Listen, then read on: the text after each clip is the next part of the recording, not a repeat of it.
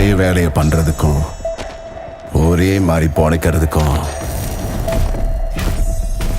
இம்மாந்தரிய வாழ்க்கை இருக்கு.